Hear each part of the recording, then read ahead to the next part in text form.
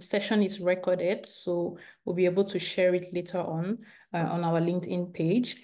So good evening and good afternoon to some of us joining. So welcome to this second Career Talks hosted by the African Division of Sciences Po Alumni, also known as le Cercle Afrique Sciences Po Alumni.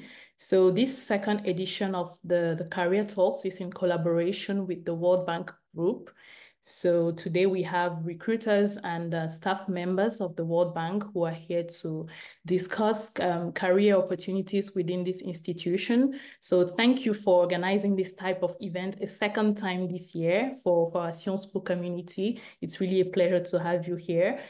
So maybe just before we start the main discussion, I will let Melissa Kerim, who is the president of the African Division of Sciences Po Alumni, to give us a brief presentation of our mission and the different activities that we regularly organize.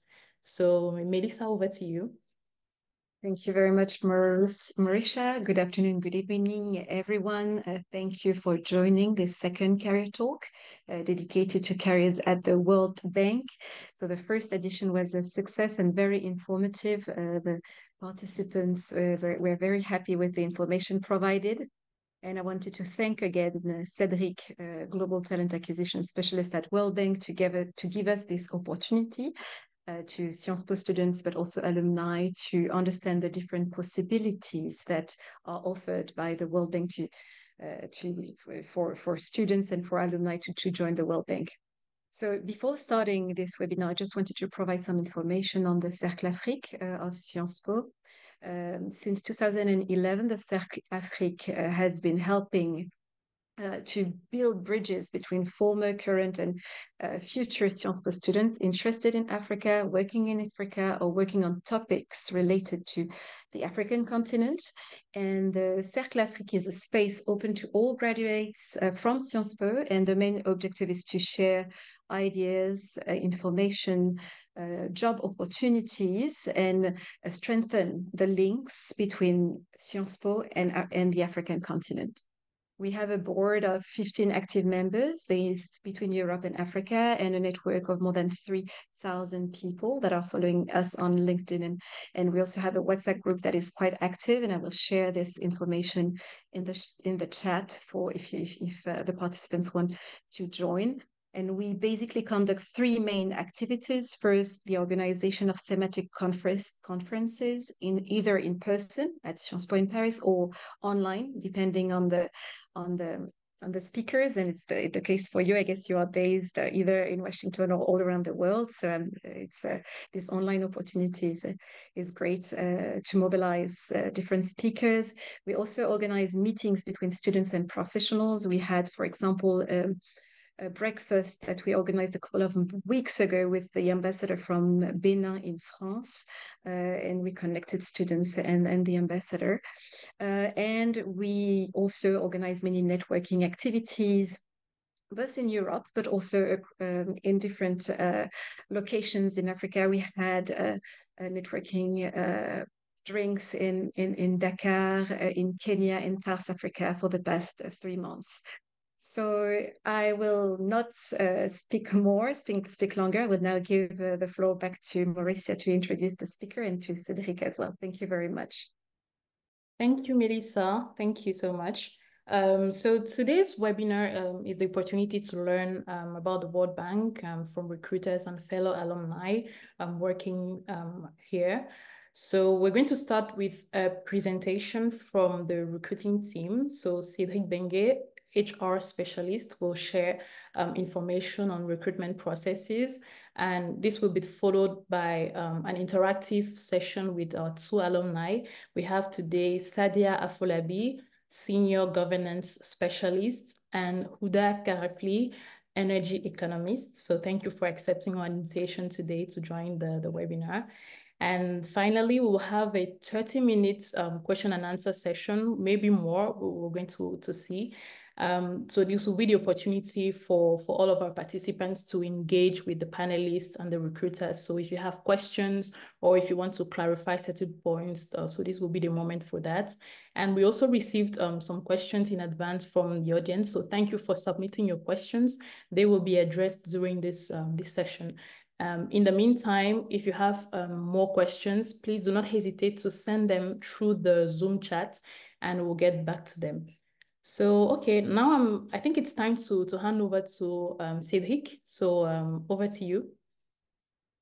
Great, thanks a lot, Mauricia. So I wouldn't want to start the conversation without letting Sadia and Houda at least say a word, about why they're here and who they are quickly in a few seconds, and then I can start. Over to you, Sadia. Good afternoon, everyone. My name is Sadia Afolabi, and as you know, I'm a senior governance specialist here at the bank. I'm currently based in Brasilia in the World Bank's Brazil country office, doing governance, responsible for half of the governance portfolio here. Over to you, Houda. Thank you, Sadia. Thank you, Cedric and Melissa for the presentation. My name is Houda. I'm a Moroccan national. I'm an energy economist working on South Asia, based in DC, Washington, DC. And I'm very happy. Ooh, my office decided to go. So this is actually one of the measures that we work on, energy efficiency. And yeah, I'm thrilled to be here to share a little bit of what it is like to work at the bank and open the conversation with you on such a career opportunity. Over to you, Cedric. Sorry, just to add, I generally just shy away from the nationality conversation because I'm Nigerian, I'm Togolese, and I'm also American. So it gets a bit complicated. So yeah, you're all of that. That's great. Yeah. Okay, thanks both of you. Let me share my screen. Mauricia, you have to to approve the share, do a share screening or whatever. It says that you have it's disabled. Yeah. Okay. Is it okay now? Yeah, perfect. Okay.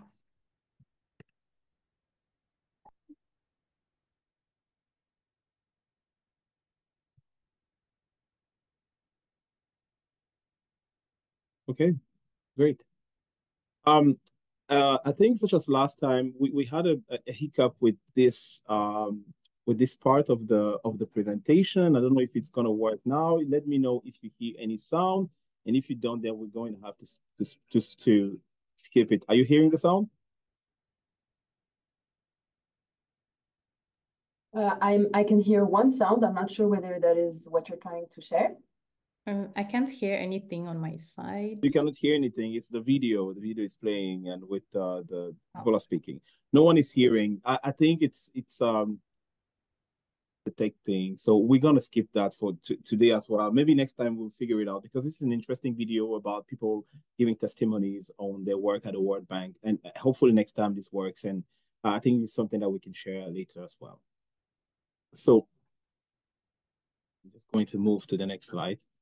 So maybe start with who we are as a bank. I'm going to go through this as quickly as possible, and then we move to the career piece, because all of this information I'm going to share now is available on the website, so it's easier for people to access. So the World Bank as today is 5 institutions. IBRD, which is International Bank for Reconstruction and Development. IDA, IFC, which deals mostly with private sector. We have MIGA as well, and we have ICSI, that deals with arbitration. So it's important to have in mind that when we talk about a World Bank or the World Bank Group, you have 5 institutions, and depending on what we deal with, one of those institutions will intervene generally. And again, you can find more information on our website, which is well detailed.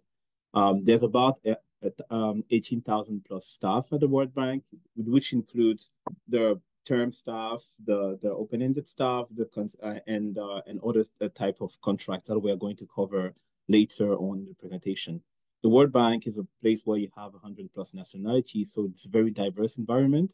I always like to focus on that, especially, for instance, when I talk about my team, where when we sit in a meeting, no one looks like the next person, which is a very good thing in terms of diversity of opinion, diversity of Cedric, sorry for interrupting. I think your screen is frozen because we can't see the slides. What do you see now? We see the first slide, only the first slide. Oh my goodness. This is technology. And share and reshare. Let me stop sharing.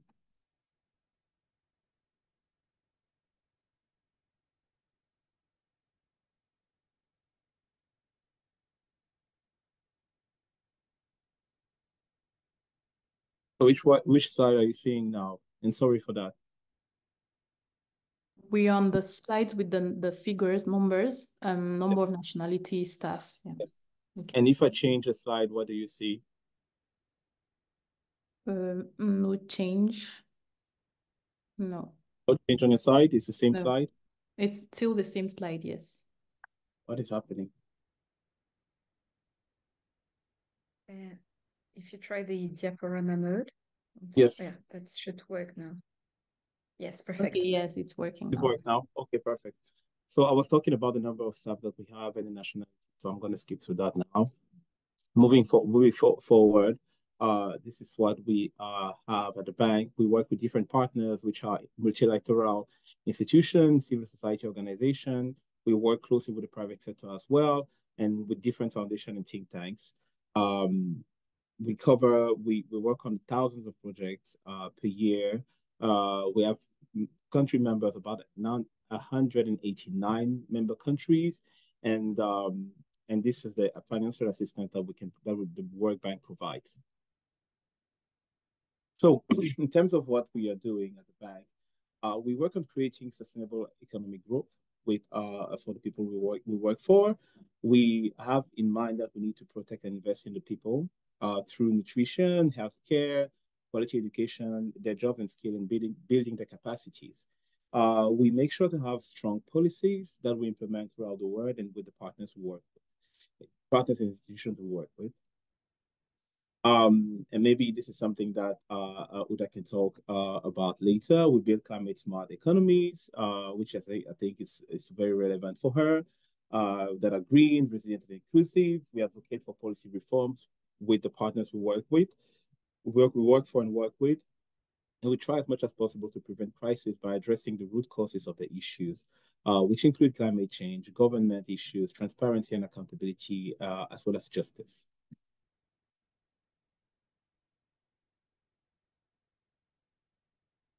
So now the interesting part, I mean, not that the rest wasn't interesting, but still, working at the World Bank. So we are a place where we have global opportunities. And that's very important to have in mind that, for instance, you have Sadia, who's in Brazil. I'm in DC, as well as Houda. But we not only we are based in different places, but also we work on different scopes. You know, I'm based in DC, for instance, but my scope is Africa. There's a reason for that. So I cover sub-Saharan Africa, for instance, where I work with different HR business partners and with different managers and hiring managers in tackling the talent acquisitions issues. So we have global opportunities. You can work, and we have a mobility system where people move every 4 years, usually, from one country to another to be able to get to those opportunities. We invest in the people and we focus on our people. We really believe that it's important that the staff are not only well taken care of, but that capacity is built, because they are the ones at the end who provide the help that the recipients of our intervention need. We have a system of benefits that we try to make as fair as possible and interesting as possible to attract people. We have a mission, which is tackling poverty and making sure that we reduce the burden of poverty on the people. And we are a very diverse environment where you find a lot of people from diverse backgrounds who work at the bank.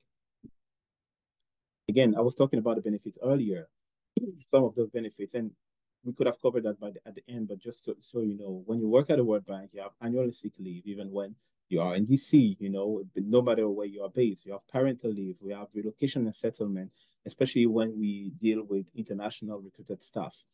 We have mobility premiums that we offer as well. We have expatriate benefits, health life insurance, which is with different options that you can choose once you join the bank. We have a pension plan.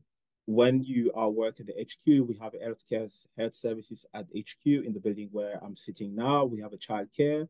We have a fitness center that I try to use as much as possible, as well as a lactation room. But we also have other things such as a prayer room or more like a meditation room. So there are very nice things that you can have at the bank when it comes to making life a bit more easier for the staff. We work in very different areas. We divide between operations and corporate. So depending on your background, for everyone who attends here, you can fall in under one of those. You know, for instance, for myself, I fall under the corporate because I'm in human resources. But Sadia and Houda are more on operations because you have the governance, you have the climate change, the economists, the education, energy and extractive. And what I should say is also that these operations are sub-practice group, as I like to call them, fall under four main practice group umbrellas, which is we call basically FE. So where we find the economist, you have sustainable development, you have human development, and you have infrastructure as well. How to join the bank? Very interesting part. So we before I move forward, we think that it's important to have these conversations because we would like to demystify the way people perceive the bank and let them know that it's possible to join the bank. Actually, we hire a lot, we recruit a lot, and sometimes we have difficulties identifying specific people to join us because we have what we call how to fill roles because we just don't find the people and it's not necessarily a good thing because we have those opportunities and we realize that outside of the bank, some people might think that they cannot join, whereas they are very capable and qualified to join the bank. So that's also very important to keep in mind, which is one of the reasons why we are having these sessions to cover all the different type of opportunities and the roles that are available at the bank. So when it comes to role, those are the four main groups. We have the staff, what we call the staff, so that those are people who are most likely term or open-ended employee. We have the consultants, so the STCs, we have the ETCs, which is short-term consultancies, for instance. We have various internships that we offer at the bank. We have the summer internship, we have the winter internship, and the application period depends on of course, when for winter internship, I think it was October, and for summer internship, it's in January. So just so you know, you can spread the word out there to maybe younger people in your network if they are interested in joining the bank through an internship. Of course, I mean, and they will see the details, what makes, what are the criteria that we are looking for. And we have different programs as well that we are going to cover later on in the presentation. And again, sorry if I'm too fast. I'm trying to be mindful of time and make sure that Sadia and Houda have enough time to speak and to answer the questions that the audience might have for them. I was talking about the internship. An internship at the bank exposes you to the mission of the World Bank. So you are deeply involved in in a lot of aspects of the practice group you will be joining or the team you will be joining. We encourage graduate students who are eligible to apply, so usually master's students. It can go from 1 to 4 months, depending for summer and winter internship as well. In terms of programs that we cover, that I mentioned briefly earlier, we have the GPA program, which is the Junior Professional Associate Program. It's a full-time consultancy program. It's a 2-year program, but we recently, which can be extended to a 3rd year based on different conditions. But initially, it's a 2-year full-time consultancy program contract. Sorry, it's open to people who have a bachelor's degree and who are below 28 years. So again, happy if that's something that whenever you have a conversation with people in your network that you can tell them about, especially those with a bachelor's degree and who are below the 28 years mark. We are recruiting intensely in these programs. Applications are open throughout the year as well.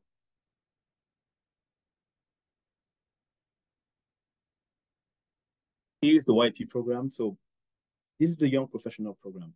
It's a very, very selective program, highly selective. And it's we realized that a lot of people put a focus on joining the bank through the YP, which is a great thing because we receive a tremendous amount of applications and very, very good applications. However, it's a very, very selective program, which is thoroughly reviewed. And we have thousands of applicants every year.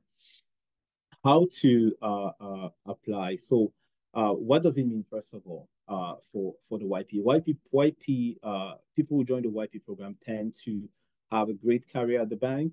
and they become, senior leaders at the bank at some point in their lives. Not that it's only open to them, but that is a program that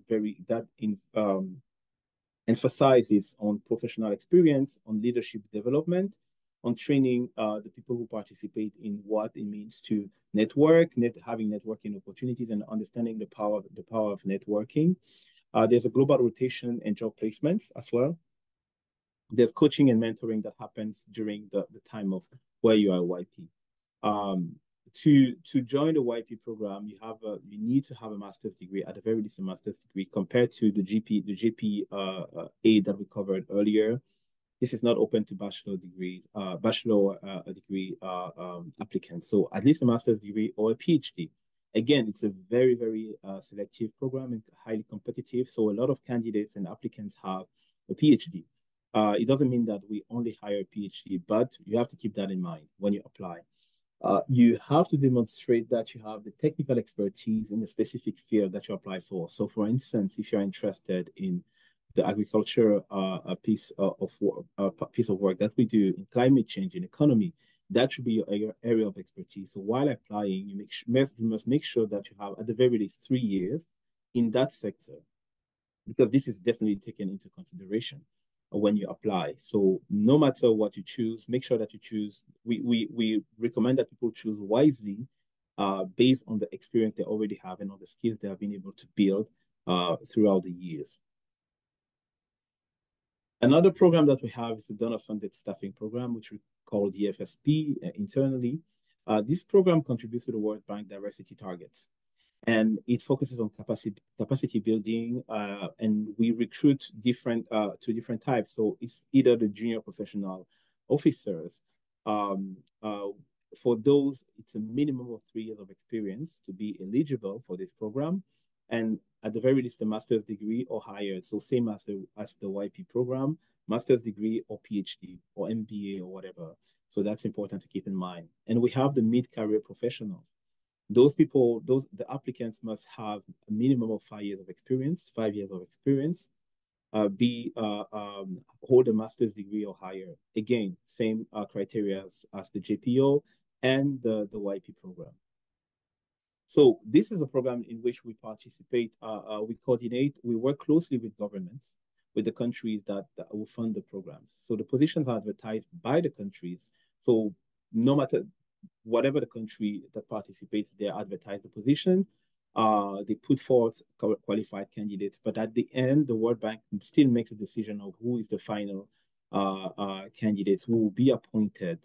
So that's a joint effort that we have with the partners we work with in this particular program. Again, that's something that can speak to some of the members of the audience. I don't know, I don't have a visibility on the profiles, but we never know. So keep that in mind. It can be something interesting. And we are actually hiring, or we will start hiring for this program very soon, if it hasn't started. Then we have the consultancy program. There are different types of consultancies at the bank. We have the short-term, so the STT or STCs, short-term consultancies, and we have the extended term contract consultancies as well. For the ST, there's a limitation in terms of how many days per year you can work. So it's 150 days or less per fiscal year. Our fiscal year goes from July 1st to June 30th. So we are in the middle of our fiscal year now, almost at the end of the half of the fiscal year. So during that same fiscal year, you shouldn't work more than 150 days if you have one of these contracts.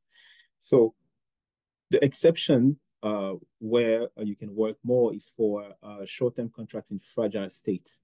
We have those fragile states where for whatever reason it might be a bit, let's say, tougher in those countries where maybe we have a difficulty hiring or difficulty keeping staff there.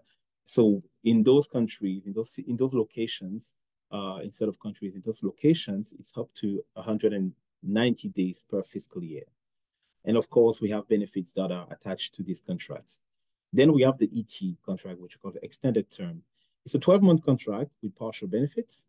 Some of those benefits include medical insurance, the leave days, the 15% premium that is paid to the staff. They are renewable for a maximum of 3 years. So they are extended for 1 year and they can be renewable twice, usually. So there's a maximum of renewals, I think. So I think that's the word that we can have for these contracts. And then the staff, which is, for instance, myself, Houda and Sadia here, who are ranked from GA to GJ. So those are the level, the grades that we have. GA, which is more from GA to GD, who are more administrative type of appointments, and then at the GE level, which is more analyst and becomes a bit more technical, and then we have the specialists who start as a GF and then up to the GI, where we have the directors, for instance. So those type of contracts can either be local appointments, so in country.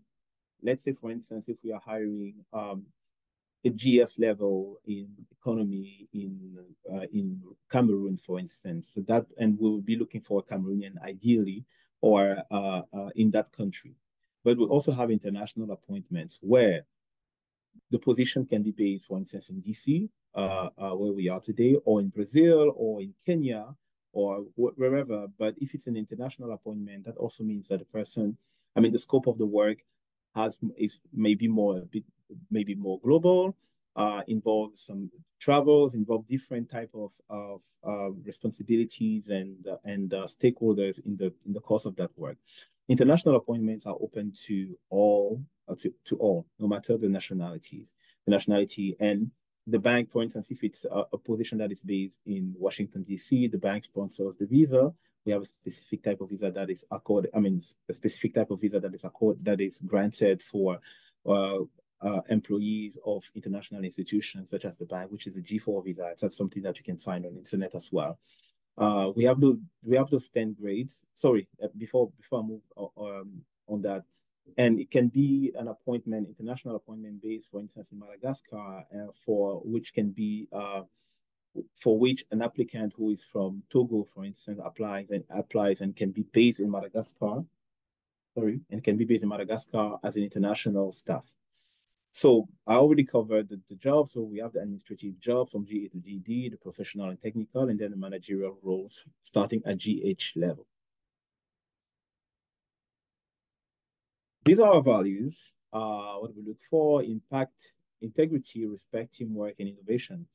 This is something that we communicate, or at least try to communicate on as regularly as possible, especially internally, where we even have a cartoon. We have a cartoon that is distributed, I don't know if it's weekly or monthly, I don't remember exactly, where for every cartoon that is cartoon page, there's a one-pager that goes out for in the internal staff. We talk about we choose one specific value, whether it's impact, when we make sure that we talk about how we solve problems for our clients, that we advise them as best as possible to tackle the development challenges they face.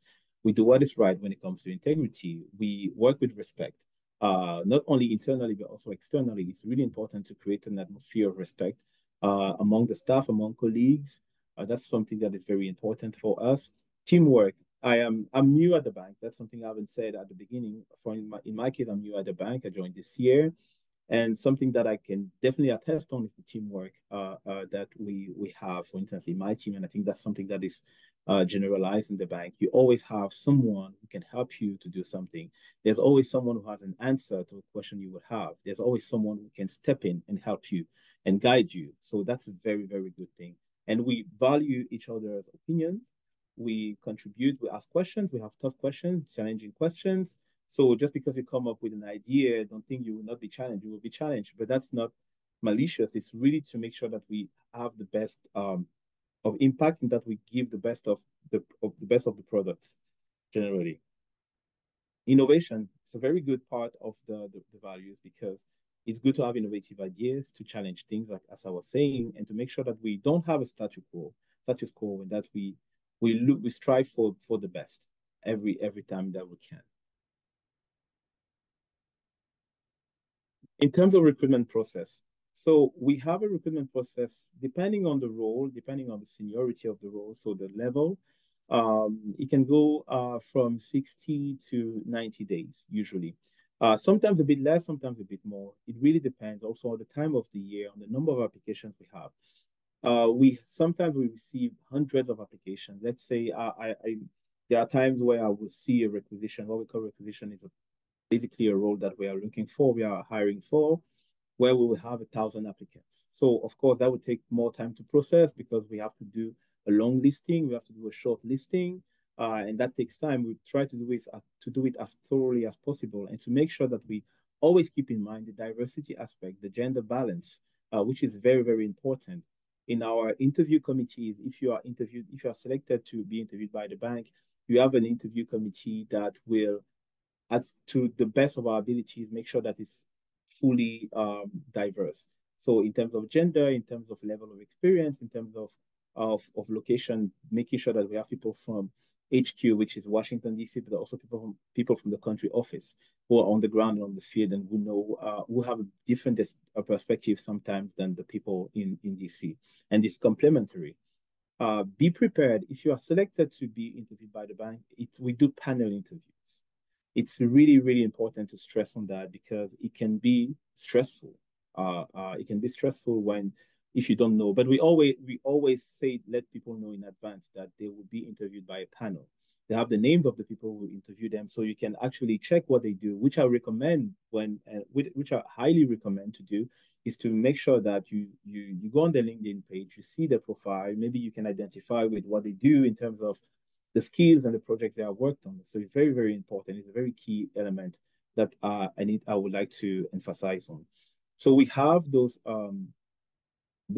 panel interviews, and then depending on the role, again, we can have another additional interview, but that time not necessarily a panel. It can be a director who wants to just confirm what the recommendation of the panel was. So there can be a second interview, and then in this case, we'll let you know.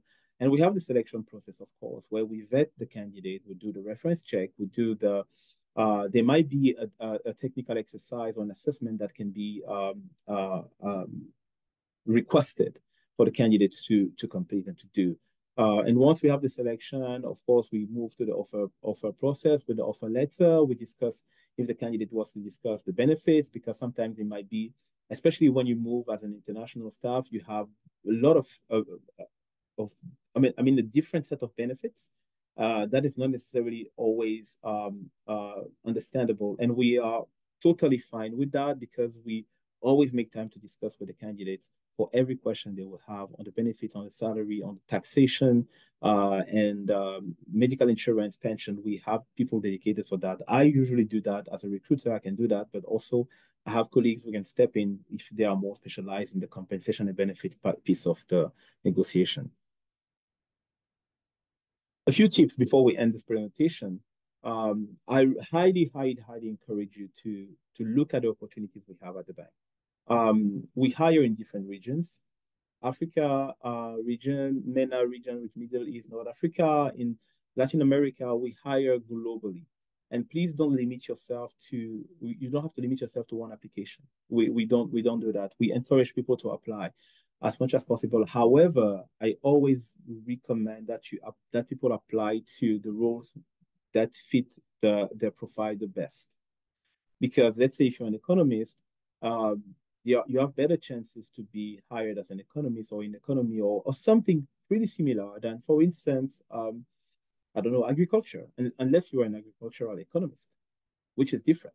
So identify the skills that you have, identify the skills that are available. I always say this, the job description usually gives, I won't say gives all, but gives the tips and gives whatever the team is looking for in terms of requirement, in terms of skills. So it's up to you to identify what you have and make sure that we see that in your application, in your resume, in your cover letter. We read cover letters. We don't read all the cover letters, to be honest, but once candidates are shortlisted, that's something that the teams do as much as possible. And the cover letter sometimes is a make it or break it element in the application process. So it's really important to focus on that. we know that people apply to different jobs and to different organizations and institutions. So when you apply to the World Bank, make sure that, well, if you're addressing the World Bank and not another institution. That's it might be a given, but it's not necessarily something that people pay attention to, not all the time. So we encourage you to visit our website, our social media, where we advertise a lot. Please follow us on LinkedIn. We post a lot of opportunities on LinkedIn. Our requisition, so our job posting is usually for 2 weeks. So it's very short. It can be very short. So for you to be aware, follow us on LinkedIn because we post a lot on LinkedIn, but also go to our career website. I'm going to share the links. If I haven't already, I'm going to share the links so that you can check the opportunities we have online. And depending on the region, country, you can filter them. It's fine. We encourage people to, at the bank, we all speak English, and we all speak a second language. And maybe not all, but most people speak a second language. English is the language in which we work, but at the same time, we speak French, we speak Portuguese. I'm pretty sure Sadia, and I won't try to test her. I won't test her on the Portuguese because I don't speak Portuguese, but she's in Brazil, so most likely she's well versed in that language. I am not at all. I speak French, I speak English, and that's it for me. Sign up to our job alert on LinkedIn, like I was saying. Position yourself to the best of your abilities and the skills that match your, to make sure that your skill match what is required. Make sure that we see the relevant experience that you want to highlight. Sometimes people have worked in different sectors and in different places, so it's not always easy to highlight what you have done. So that's a work that you should do, and have someone review your CV. Always have a second opinion on your CV. That's important to have. Build your experience. You can start building your experience if you haven't already. We are really, really, really technical at the bank in terms of what we look, especially in the operations part. It's highly technical, and it's also important to have a background in development. Of course, we hire people we don't only hire people who come from the development sector, but that's a plus definitely because they understand what we do, and it's easier for them to familiarize themselves with what the bank does.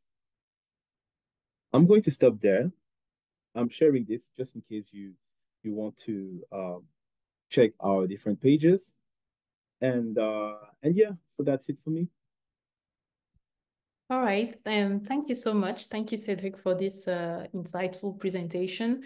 I believe our participants have a clearer idea of how recruitment happens and all the different processes at the World Bank. So maybe as a reminder, if you have questions, please send them through the Zoom chat. We're going to address them later on. I think we can move on to the second part of our webinar. So it's a discussion with our dear panelists. So we have two speakers today, Sadia Afolabi, Senior Governance Specialist, and Houda Karafli, Energy Economist. So they are all former Sciences Po students. So they currently work at the World Bank. So thank you for joining. I have some questions for you, so maybe we can take the first question is, can you tell us about your professional journey? I think we would like to know how you joined the World Bank and a little bit about your career progression within this institution. Maybe we can start with Sadia. Yeah, I was going to defer to Houda, but okay. I'll start. So I joined the bank about 10 years ago when I left Sciences Po. So I was in Sciences Po in 2011.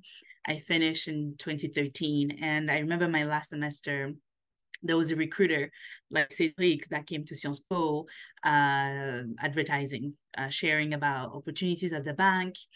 And I basically stayed in touch with him. I also wanted to work at the bank. It was something that I had in mind before going to Sciences Po. So any opportunity that I had to network with people at the bank, I will go. So I had this contact with HR, and I knew I was coming back to the US. So I literally bought a one-way ticket back to the US. So my family's from California. I grew up in LA, but I went to DC because I wanted to work at the bank. I stayed with a couple of friends. I stayed and I just started networking at the bank. I was emailing people One thing that was quite interesting for me was that at Sciences Po, I don't know if it's still happening, but your third semester of your master's, you're supposed to do maybe a capstone, an internship, or a program outside of school. And through Sciences Po, I was part of the junior professional program where I was consulting with the Institute of Tropical Medicine in Antwerp in Belgium. So as part of that experience, I did data collection in the DRC and provided some analysis on fragility, but health systems, how fragility affects health systems. So after that experience, when I came to the bank networking, I happened to meet a team working on the DRC preparing a new public sector project. And because I already had the SCV experience, I had field experience doing data collection, they were looking for a consultant that has my profile and that speaks French. And so that's why for me, language, Cedric mentioned learning the language, the more language you speak, the more chances you have at the bank to integrate any team. So that's how I joined the team as a consultant in Central Africa. So I work on both Congos and also in Burundi. I was working on FCVs. At Sciences Po, I did international security. So that's sort of a bit of my background and economic policy. Coming in, I wanted to work on pretty much post-conflict reconstruction, anything that has to do with rebuilding the public administration or economic policy after war was the lens that I came in. So I was quite focused on what I wanted at the bank.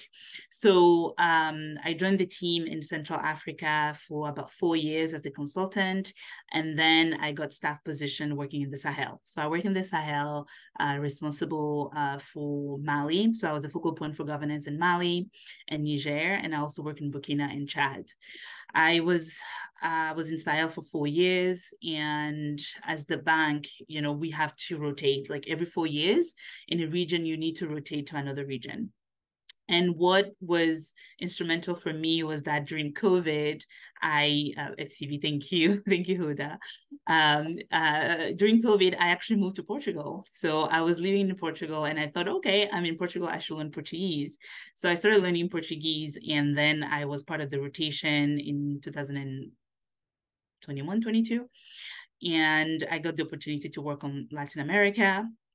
Because I speak Portuguese, the portfolio in Brazil was growing. So I joined the team in LAC, but from Washington, D.C. And eventually I moved here. I moved to Brazil this summer, covering Brazil, and also I'm preparing a project in Haiti. So I'm also the focal point for governance in Haiti for the bank. So yeah, that's a bit of, in a nutshell, my journey in the last 10 years at the bank. Over.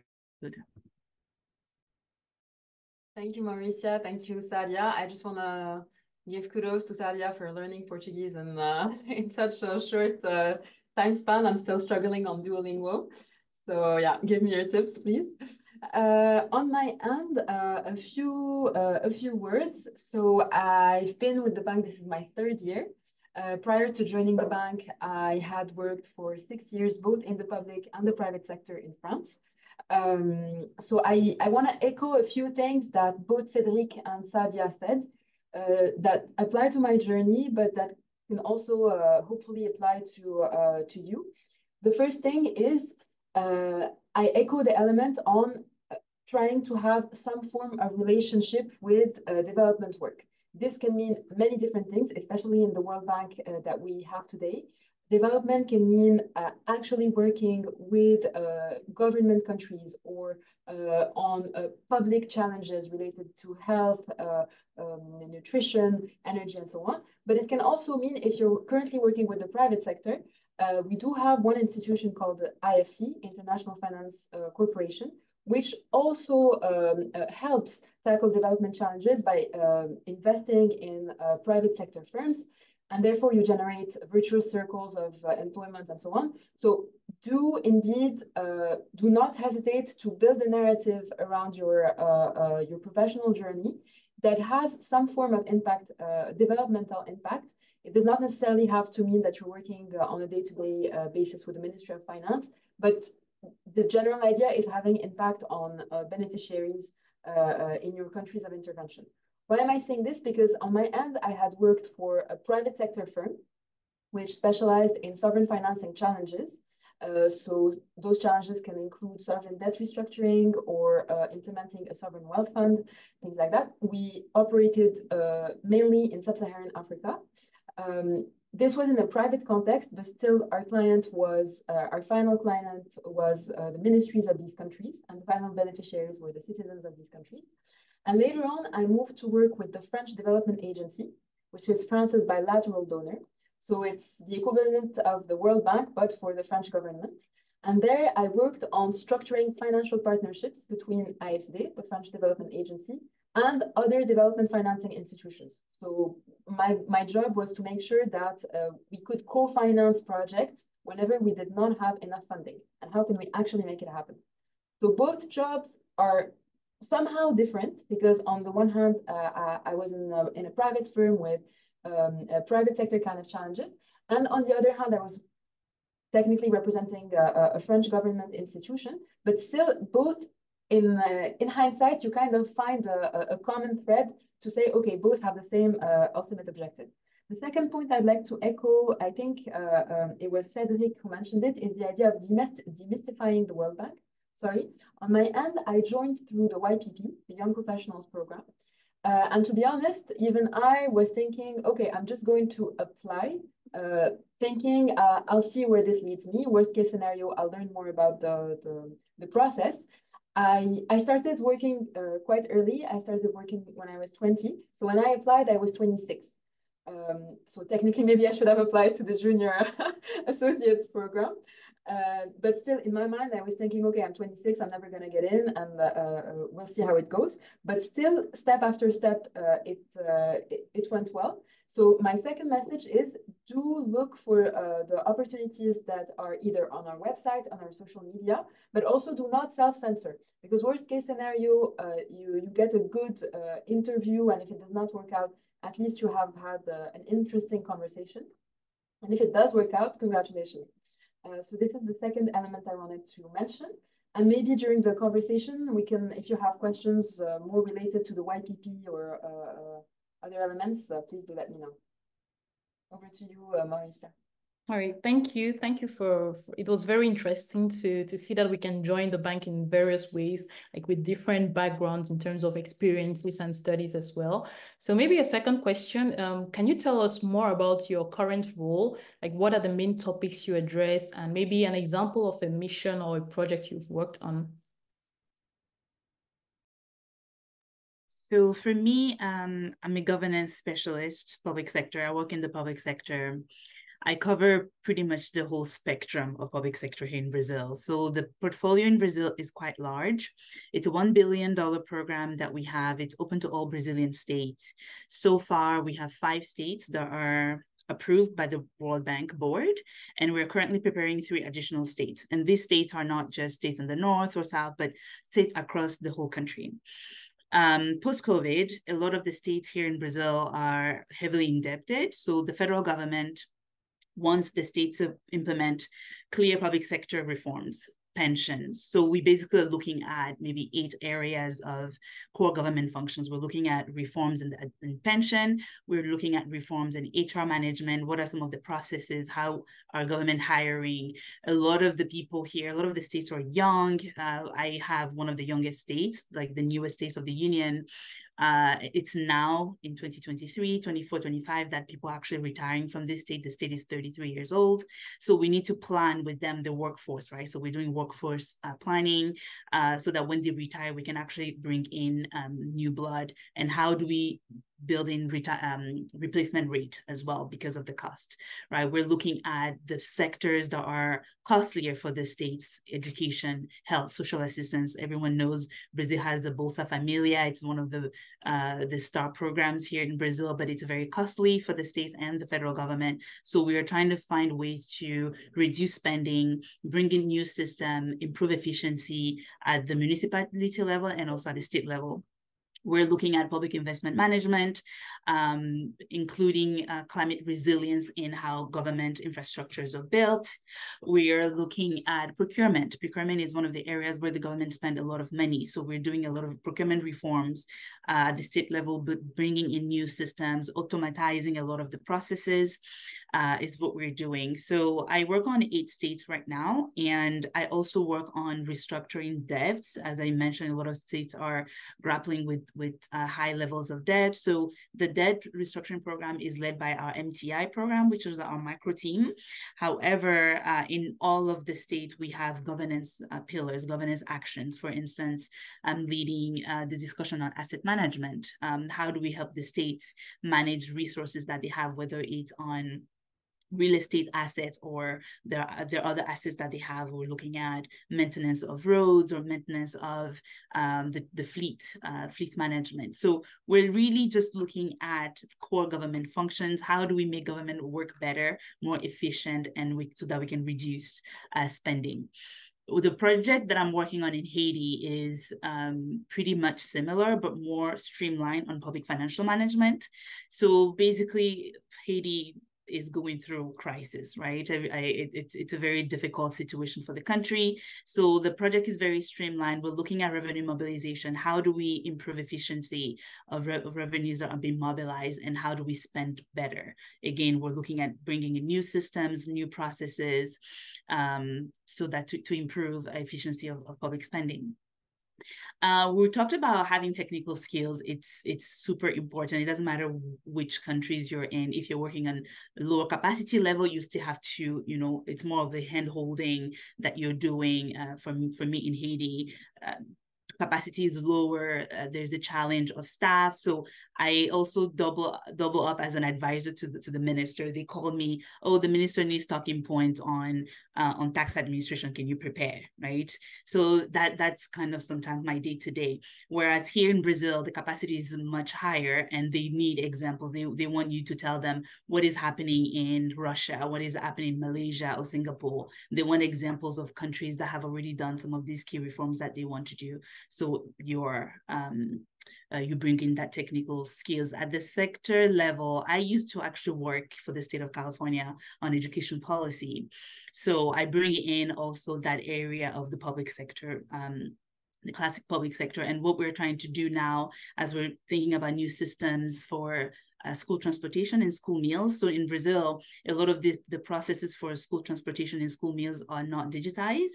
So I worked for the second largest school district in the US, and we're trying to find partnership. How can we bring in some of the systems that are being used in other countries in Brazil?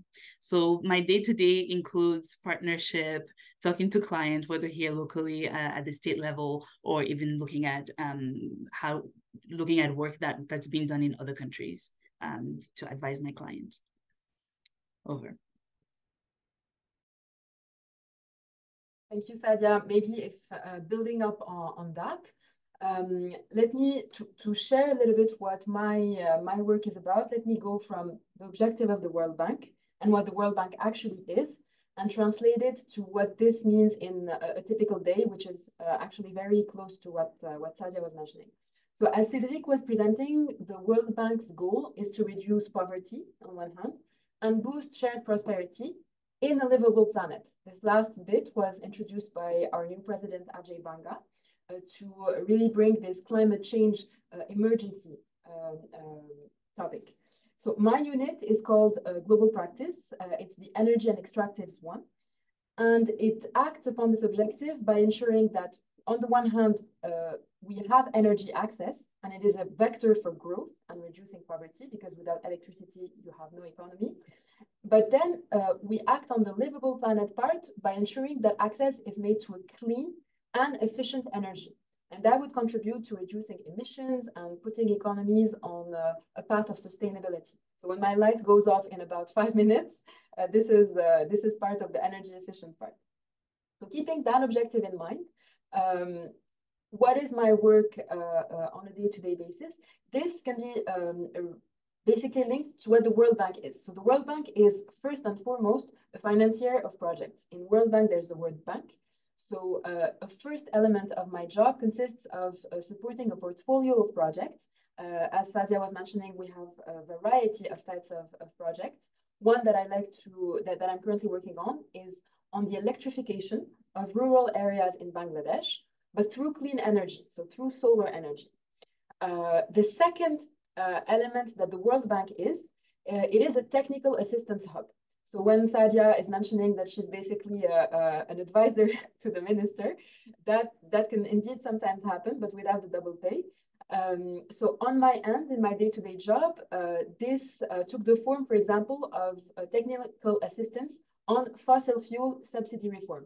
So we all, without knowing it, or let's say in France, it's still the case actually with COVID, but we do receive some form of subsidy when we buy fuel, when we consume electricity. We do not pay the actual price, sorry, for this energy. But this is very costly. It's very poorly distributed. It's captured actually by the richest households and so on. And some governments want to know, okay, how can we move away from a non-performing subsidy reform? Because it's too costly, the poorest do not benefit from it, and so on. And we're going to take a step back and try and analyze the situation with them. And as Sadia was mentioning, we're going to take a look. This is the advantage of the World Bank. There's the word world in it. We're going to have a comprehensive look at what went well in Indonesia for the subsidy reform, or what went well in France, actually, things like that. So this is for the technical assistance part. If any of you are interested in research, that part of the job is actually very, very interesting. And the third element that we are is a knowledge bank, meaning that the technical assistance client country would come and ask the question, or actually request the support. A knowledge bank sometimes is just our own, let's say, research units, to call them this way, would continuously produce reports that would help us inform our strategy, or potentially lead to new interventions based on the country's demand. So for the knowledge bank part, I have many friends who come more from the academic world rather than the transaction world. And this part of the job is the most interesting for them. So these would be the three pillars on my end. I'd like to finish maybe by saying that our work is first and foremost revolves around the client, because at the end of the day, this is taxpayers' money. And we're trying to make the best use of it. So keeping in mind that in the three elements that I've mentioned, the World Bank is a financier of projects, a technical assistance hub, and a knowledge bank.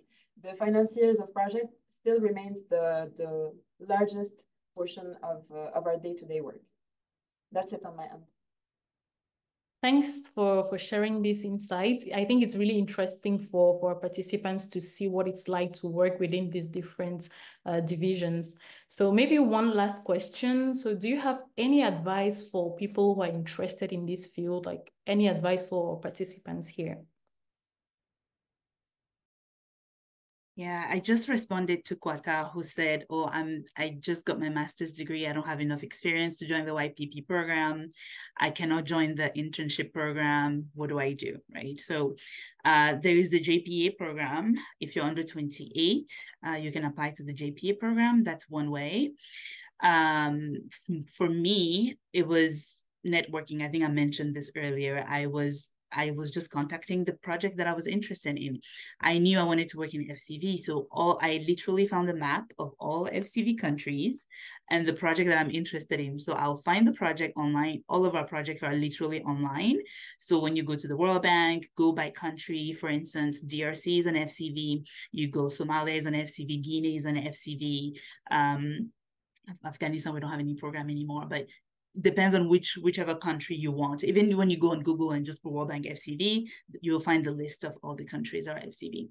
But you don't have to go through FCV if you're not interested in FCV. You go by countries and you find the programs by country, whatever you are interested in.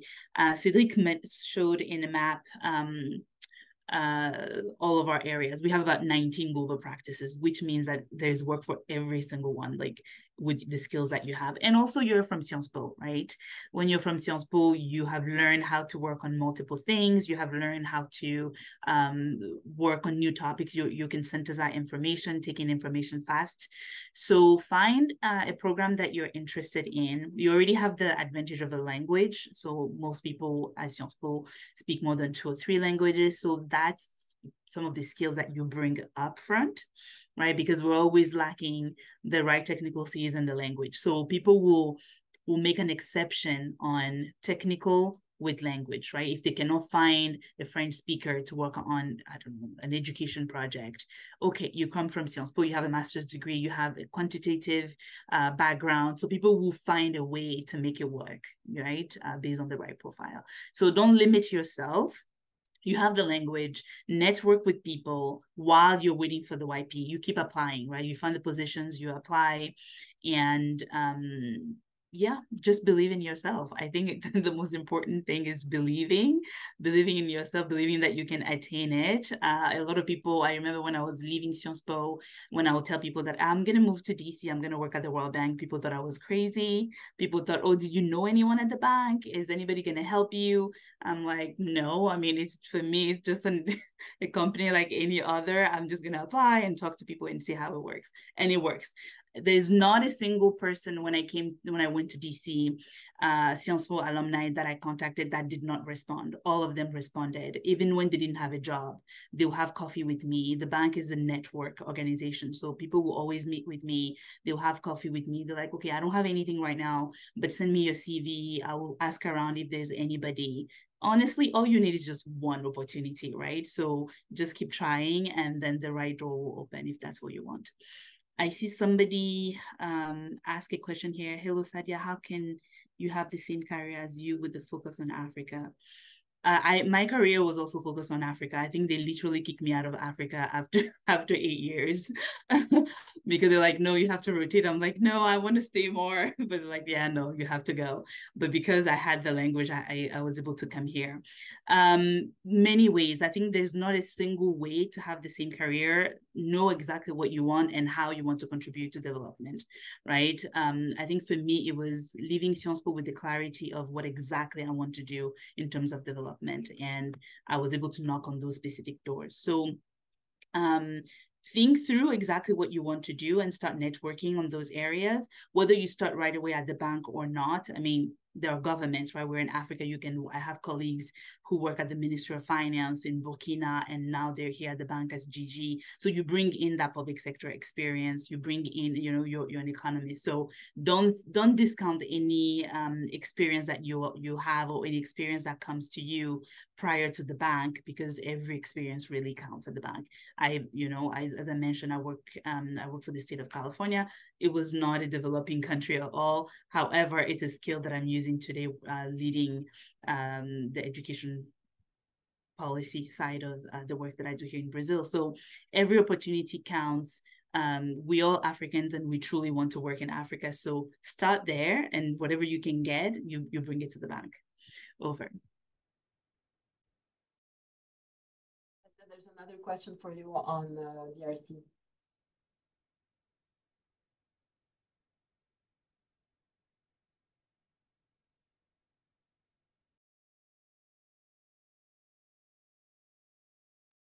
Maybe we can pick the question during the Q&A session, just to yeah. Okay, I don't want to double what Sadia already mentioned. I definitely agree on the fact that there's a combination of applying through traditional channels. So keep on monitoring everything that comes out on LinkedIn, on the website of the bank. Keep on applying to the regular YPP, GPA kind of programs. And even though you're not selected in the first or second occurrence, just keep on building your experience and applying. At some point, potentially you'll move forward in the process. But building on that element, I would add maybe one key thing, that is, do the homework on understanding what the World Bank is. That does not mean necessarily the procedures or knowing by heart the names of every team. It's just the more you understand what the institution does and the diversity actually of activities that are hosted by the bank, the more you will be able to come to the person you want to network with some form of proposition of value, saying, hi, I'm contacting you because I'm interested in ABC that you do in your team. Here's what I can bring to the table. And maybe we can have an interesting conversation of what can happen. And I found the conversations that I've had that start with this type of dynamic to be even more fruitful, because the person does not have to do the mental exercise of trying to understand where you're coming from, where they could use you, and so on. So this little homework can actually really help both traditional ways of applying, which is through the websites and regular applications, but also the networking part. I know people who have done impressive / borderline stalking kind of elements, which would be to send one email per week, not to the same person, please don't do that. But they had, one person had this very interesting tradition of, I'm going to have one coffee per week with a new person in an institution that I'm interested in, or in a team that I'm interested in. And I'm not sure he actually did it weekly, but he at least did it monthly, and that yielded amazing results. So do focus on the networking part as well, but bring something kind of thought through to the discussion. Over to you, Marisa. Thank you, Sadia. Thank you, Houda. Thank you for your advice and for sharing your experience with us. I think we can open the Q&A session right now. We already started answering some questions. So the first question on the Zoom chat is addressed to Sadia, I think. Yes, so I think I answered one. No. Yeah, so there was a second question on your mission in DR Congo. Yes. So do you want me to read the question for you, or? No, I think I just saw it. Yeah. One project that stood out to me, as Houda mentioned, we are also a knowledge bank. I work on an ASA on subnational government. So basically, in the DRC, they were moving from 11 provinces. I mean, it's like 7 years ago, if my memory is good. They're moving from 11 provinces to 26 provinces. I cherish this ASA very much because it truly allowed me to travel in every single province in the Congo. I was able to see all the capitals. So basically, the ASA was to bring policy recommendations to the government on how they're going to move forward with the decentralization process, right? So visiting decentralization is not just a policy, but in terms of material, do we even have the buildings to be able to house the staff that will be at the new provincial level? And for me, seeing that, I mean, they end up moving from 11 to 26 states to 26 provinces. But the country was not ready, right? The country was not ready. The central government was also not ready to put the resources to be able to have a decent provincial state level capacity, right? In terms of hiring, in terms of providing equipment for the people who work. So it was a project that I cherish a lot because it really just showed me the state of decentralization, or the state of governance, the state of just local governance on the continent, specifically through the eyes of the DRC. I started this whole career because I working on local government is something that is very dear to my heart, because I remember my parents are Nigerian. I was born in Togo. When we moved to LA, we took a school trip going to Sacramento, to the capital. And I remember every small town that we'll stop into, I don't know, get gas or whatever, there will be services, right? There'll be hospital, there'll be school, if things are functioning. And for me, that was the first time that I was seeing that you leave outside of the capital of your country and everything is there, right? Resources are there. And for us in Africa, we're still a very long way, where once you leave the capital of most countries, except for Morocco. When I was in Morocco, I was pleasantly surprised. When you leave a lot of our capitals, there's literally nothing, right? And what do we do? So we enacted policy recommendations, and hopefully the government is doing something about them, but it's something that is extremely precious to me, because I was able to take this childhood dream that I have to see development at the local level, to actually go to the DRC and do an ASA, do a study, and see how can we actually support the government of the DRC have success in its decentralization. Over. Thank you, Sadia. So there's another question. What is the difference between the ETC local recruitment and ETC international recruitment? What is the difference between the benefits? For example, what are the salary differences on the same level? And as an ETC local recruitment, can you expect relocation fund? Maybe Cedric, 1 second before you go, I need to disconnect. So I just wanted to thank you all for the session. Thank you, Cedric, Maricia, and Melissa. Don't hesitate to reach out. I just wanted to mention that I don't have LinkedIn at the moment, but please do send me a message on the Sciences Po email. I still consult it and I'll happily connect. Apologies again for having to log out. Thank you, Houda. Thank you for joining. Thank you all. Have a wonderful Thank you, Houda. Bye. I can stay an extra 5 minutes. My team is running a bit late before we leave, so. All right. Okay, good. I will just answer that question. I realized that I answered privately. So the roles, the international local staff, international recruited staff and local roles are open to GF plus positions. Those are the term positions. So GF level, GG, GH. So it's not open to the ETC. So when it comes to international local, so ETs are usually hired locally. I mean, that distinction is for the term staff. In terms of the salary, where's the question again? In terms of the salary, well, we take different things to determine our salaries, which is years of experience, degrees, and the level you are in. And we have different system of analysis and comparing that makes the system a bit as much as possible as fair for the level you have and the years of experience you have. Same for the benefits. I mean, the benefits that we provide specific benefits that I highlighted earlier today for the ETs that are specific for the ETs and not necessarily for they are not the same for the term staff, such as the GF plus and term and open-ended staff. So I don't have all of them in mind, but I talked about it briefly. So I hope that answers at least that part of the question. Okay, so we can take the questions from the Google form we shared before the events. So the first question that came up was, what skills can we improve on in general to work at the World Bank in terms of hard skills and soft skills? I can always, and I think, Sadia, that would also be a good one for you.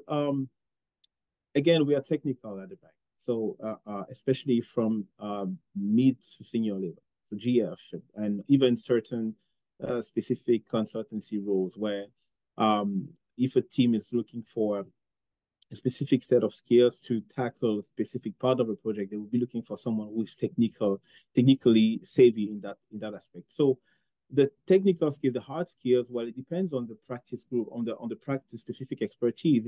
If it's governance, like what Sadia does, if it's economy, like Houda had, or climate change or agriculture, so that would be the case.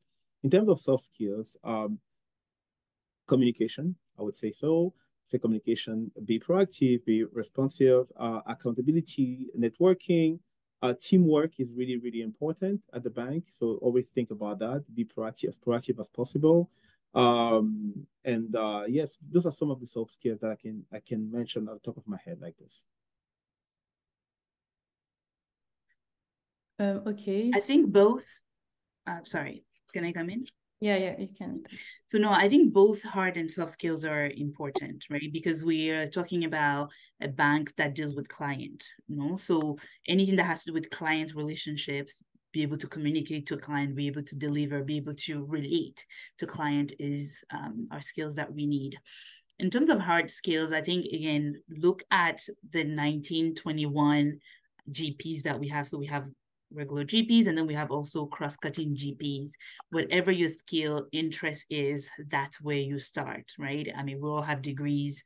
I think most of the people here are master's level, no? Or these are bachelor crowd. I think master's level. They're mostly master's. So with the master's degree, you already come in with some level of technical skills, at least analytical skills, right? So when you come in at the bank at that junior level, your best options is analytical, right? You can do research, you can write papers. As Houda mentioned earlier, we're a bank of knowledge, so we're always working on some analytical product somewhere, whether it's a public expenditure review that I did last year, or you're just doing a classic analytical of a sector.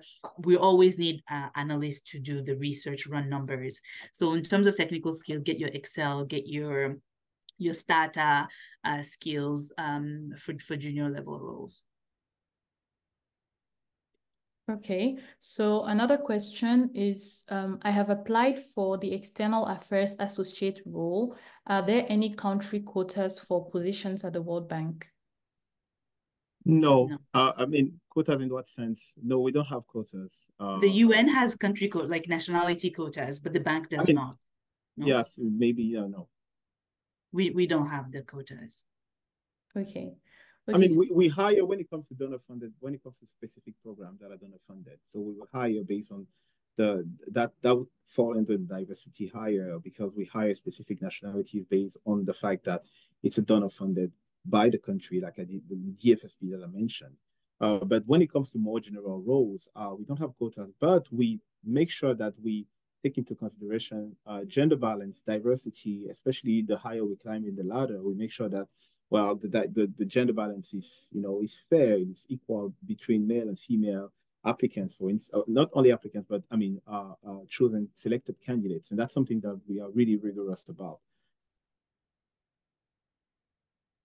Okay, so the next question is relevant experience within a private multinational valued as much as experience with a multilateral development institution? For me, all experience are relevant, right? Every single experience you have is relevant as long as it's relevant to the work that you want to do. No, if you were a cashier, I don't know, Zara, would that be relevant? Probably not, but you will learn how to deal with clients. And sometimes that comes handy when you have difficult clients to deal with. But every experience counts, right? Whether it's in the field, whether it's private sector, whether it's a classic government job, I think every experience counts, as long as you know what you want to do and it's in line with what you want to do. I think for me, the most important thing, even at the master's level, you already kind of have an idea, right? Be clear with what you want to do. Like, we all want to work in development, but what area of development are you interested in? There has to be something that moves you, right? So when you find that thing, I think it's easier, because you're looking at a bank. The bank is big. The bank is this huge animal that you don't know where to start from. So you have to define what you want for yourself, or else the bank is not going to help you define that. So define what you want for yourself, and based on that, then you get the experiences that sort of align with what you want. That's pretty much it. So another question. So I'm currently an STC with the World Bank. What are my career progress options? Is it possible to move up to ETC or permanent staff? Is it an advantage for the YPP entrance exam? So it's definitely, as an STC, and that's something that it's a good point. You already have one. No, actually, it's not one foot. You have 2 feet in the back, actually. You have both feet in the back. So you have a huge advantage that most people don't have when it comes to the bank. So we encourage, because every now and then I speak with STCs, and I really, really encourage them to check the internal career website. We have a lot of, so many opportunities that are available. Just because you're an STC doesn't mean you have to stay an STC. On the contrary, the term staff, the term positions are open to STC. If they are open to the general public, of course they are open to STC. So please check those opportunities because they are available. And it's good. It's really, really important to be mobile, to have a mobility mindset, because the limitations that sometimes people will have is because they focus on one country, and they say, I want to work, either I want to work in DC, or I want to work in Cameroon, or I want to work in France. But I mean, turns out that for this specific role, we will not hire in that country for that year or for the next 2 or 3 years. And when we open these positions, they are highly competitive. So just because you apply doesn't mean you're going to be selected as well, when it comes to the YP, it's not necessarily an advantage, but it helps you in terms of selection, because you will still have to provide all the necessary documents that we require, do the technical assessment if there are technical assessment requested. You still have to be interviewed if you are shortlisted, if you are shortlisted, but it doesn't give you a pass to be interviewed necessarily for the YP program. Right. And what are the internship opportunities at the bank? We have different internship opportunities. Like I said, summer and the winter internship. We have fellowships that are also region based. So it can be for the MENA region, it can be for different regions.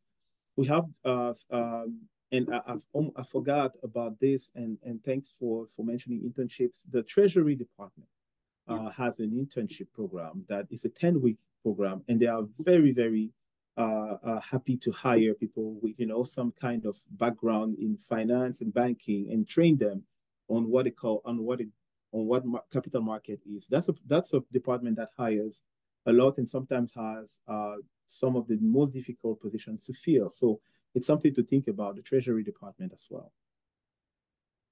Cedric, I don't recall. We still have the African Fellowship for students who are doing the PhD, or because the chief economist for the Africa region had a fellowship. I'm not sure. Yes, I'll have to check that. I haven't worked on this specifically, so I don't want to confirm or say no if it's it's not accurate. But that's something I can confirm later. Yeah. So what junior level opportunities can African students graduate apply to? Look on the website. We have different websites. You have the regular World Bank website. You have the Africa region. Now we have 2 Africa regions. It used to be 1 region. So now we have Africa West and Africa East. Look on their website to see what opportunities are there. Everything is advertised on the website as well as on LinkedIn. Junior level opportunities, yeah, I think we talk a lot about that. You have the GPA program, you have like research analysts in different departments, whether in with operations or even DEC. If you're interested in research, DEC has many research departments. So you have DEC RG, DEC PI, DIME. So they're always looking for junior analysts to run some of the data for the analysis that they're doing. And that's open to Africans. So the last question is, what's technical skills and domain knowledge, are necessary for a young professional to apply? Yes.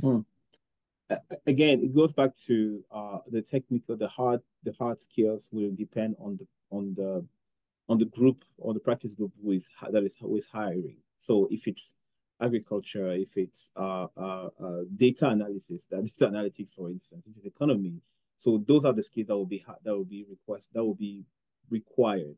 I said something earlier, which I really like to emphasize on. The job description gives it all.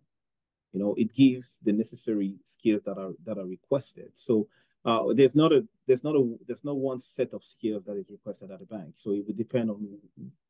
I'm in HR.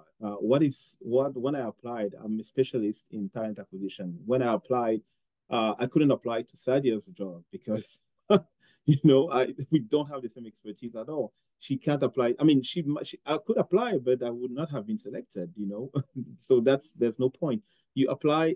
Make sure that you apply to the roles that fit the most your experience. Or if you think that everything that we talked about so far, you don't fit under a specific category, I invite you to do an assessment of the current skills you have and what you want to build. If you're interested in joining the climate change practice group at some point in the bank, you can start building those skills. You can do some research, you can get some certificates or a degree. You can start.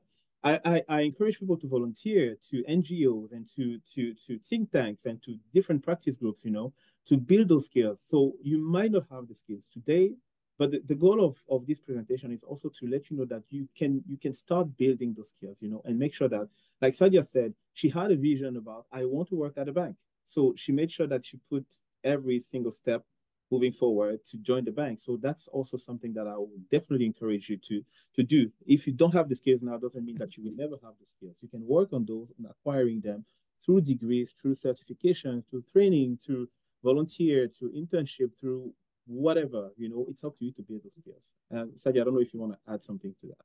Yeah, no, I just want to say that you're a Sciences Po student. I don't believe that you do not have any skills. You have many skills. As well.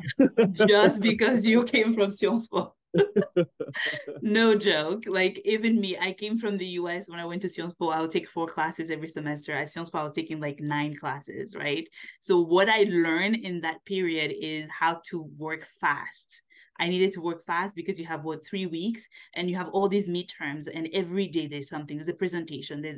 By the time you leave Sciences Po, your presentation skills are on deck. Research, communication, you're synthesizing information in a very high level. And that's what I do here now. I have so many countries, so many states that are essentially mini countries in themselves. You come already with skills. And I think sometimes people don't know how to highlight the skills that they have, right? Everybody knows that you're a junior. They're not going to expect you to come with, I don't know, 5 years on PFM or HRM or systems or whatever. There are hard skills that we're looking for. Right now, I'm hiring somebody who knows about systems, right? But when I started, nobody expected that from me. People expected that, you know, I'm somebody that when they give me a task, I'll be able to deliver the task, and I delivered. You know, so come in with the mindset that, you know, I don't have to be perfect to come to the World Bank. I come in with what I know, and the little that I know, I can do it very well. And then they give you more, and then you build on that. So yeah, be confident in your skills, that you already have some skills, at least starting. So. Great. So I think this was the last question from the chat. So I think we don't have additional questions, so maybe we can end the webinar here. So maybe if you have final remarks, maybe Sadia or Cedric, you're free to share with us. I think Cedric can. Yes, Sadia, many thanks for accepting to talk today. And I know you were flying in and out of different places, and it was very hectic, but we are very grateful to have you. And same for Houda. Thanks for everyone who participated. Thanks, Mauricia. Thanks, Melissa. This is not we are going to do this as regularly as possible. You know, I think it's really important to have those sessions where we talk about the bank and where we connect, you know, the former Sciences Po students with and the network that you guys have built so far. And I hope that this has been helpful. And you can reach out to us. I mean, add me on LinkedIn. My name is Cedric Bengue. Add me on LinkedIn. I respond as much as possible. So to questions. So that's the last thing I would say. Thank you, Cedric. And Sadia, one last remark or. My last remark, I think I will sound like a broken record. I think believe in yourself. That's all I have to say. Believe in yourself. The world is not, it doesn't end in Africa. I left Africa and I was like, wow, I'm actually a better technical expert having left the continent, right? And I know I'm coming back with much more. So don't limit yourselves in what you want, what you can do, or what you can bring to the table, and take opportunities anywhere. If your opportunity comes in, I don't know, Djibouti, opportunity for us, Djibouti is in MENA, but it's still on the continent. If it's Laos, you know, other people are doing exactly this, right? They finish Sciences Po and they're like, oh yeah, I'm going to Laos, I have this internship or whatever. If you have the opportunity and you can take it, don't automatically think, oh, I want to work in Africa, I want to stay in Africa. I understand that sometimes we don't have the same level of opportunities, but don't limit yourself, basically is what I like to say. And we look forward to seeing you guys at the bank. So yeah. Thank you, Sadia. Thank you for this precious piece of advice. So this is the end of our webinar. So I would like to thank the World Bank Group for this session. Thank you. This is the second webinar we're organizing with the team, with Cedric and with panelists. Thank you, Cedric, for organizing this with us. Thank you, Sadia. You transmit my thanks to Houda as well for taking your time off your tight schedules to share this experience with us. So I want to thank also Sciences Po Alumni and Sciences Po for helping us set up the webinar and supporting us in the organization of the events. And finally, I want to thank our participants. Thanks for joining. Thanks for asking questions to our panelists. Really hope that this webinar was informative and that you have more insights on what it is to work at the World Bank, and also guidance on how to apply for the different roles within the institution. So do not hesitate to follow us on our LinkedIn page, Cercle Afrique Sciences Po Alumni, so that you can stay updated on all upcoming events and activities. So thank you once again, and have a great evening or great afternoon. Thanks a lot. Bye, Mauricia. Thank Bye. you, everyone. Bye. Thank you. Bye.